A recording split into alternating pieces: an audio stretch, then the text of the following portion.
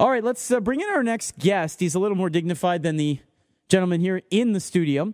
He comes by way of NBCSports.com, covering baseball. You can also follow him on Twitter.com/DeMarco NBC. It is Tony DeMarco. Hey, Tony, how you doing? Hey, guys. How are you? Good, thanks. Thanks for coming on the program.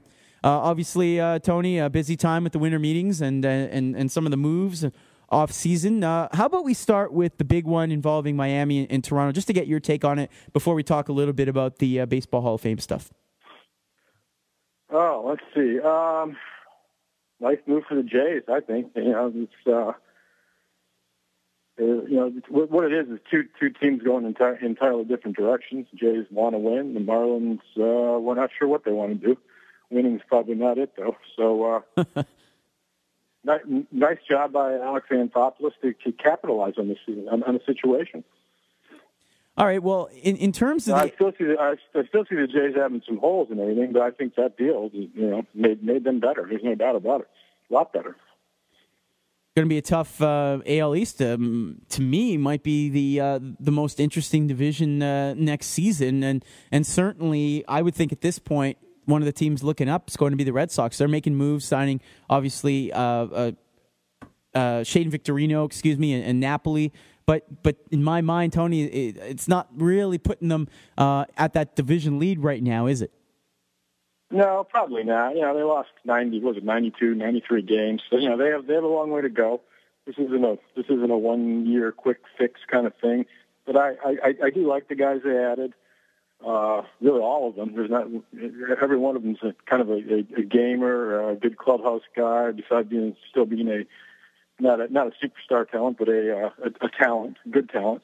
So so they're better on the field, they're better in the clubhouse. But I think the biggest thing there is that I think they're going to finally get some sort of stable situation with Farrell and a couple of new coaches, and I think the front office is on the same page as the manager, and I just think you're going to see some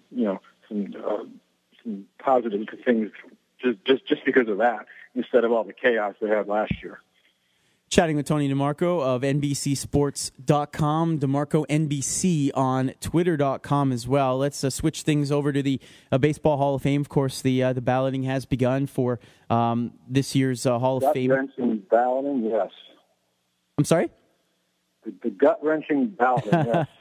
Now, obviously, it's a tough decision. It's certainly controversial in some respects. Let's start with obviously the big names, Tony, that are entering the ballot. The Clemens, the Sosas, the Bonds. A lot of the writers, according to a recent Associated Press poll, I guess, are not going that way. Not putting these guys in or not voting for them at the moment.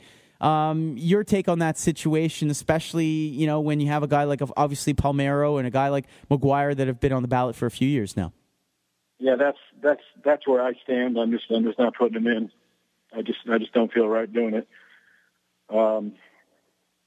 It's just one of those questions whether you think they should get in or they think they cheated and shouldn't get in, and that's my position.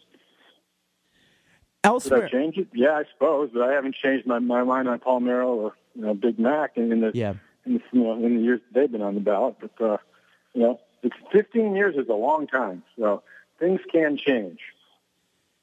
Elsewhere on that ballot, you have a couple of guys, the killer bees of sorts, Biggio and Bagwell, guys that a lot of people think should be in there. Certainly Biggio with his 3,000 hits and Bagwell with his power numbers. Both of them obviously are inching closer to it. Certainly, very new kind of newbies to that ballot process. Are they guys that may, in your opinion, get in this year? Do you think? I think they may, but I'm not sure. Bagwell made a nice jump from 40% in his first year when I didn't vote for him. I'm kind of one of those guys who does differentiate, first ballot as opposed to a guy who gets in later. But he jumped up to 56%. Well, that's a pretty good jump in the second year. I don't know that he jumps all the way to 75, especially with some guys not voting for him for steroid suspicion.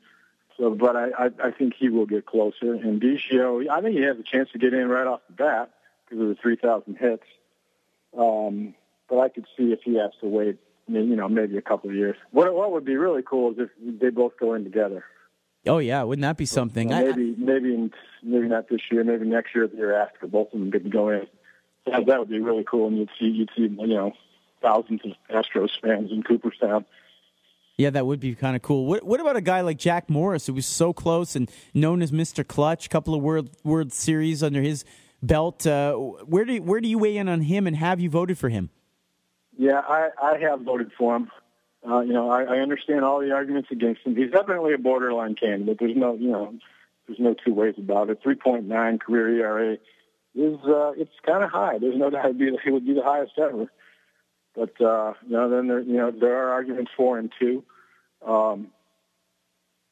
Especially now, when he retired and he first got on the ballot, he started out down there in the 20, 25, 30% range.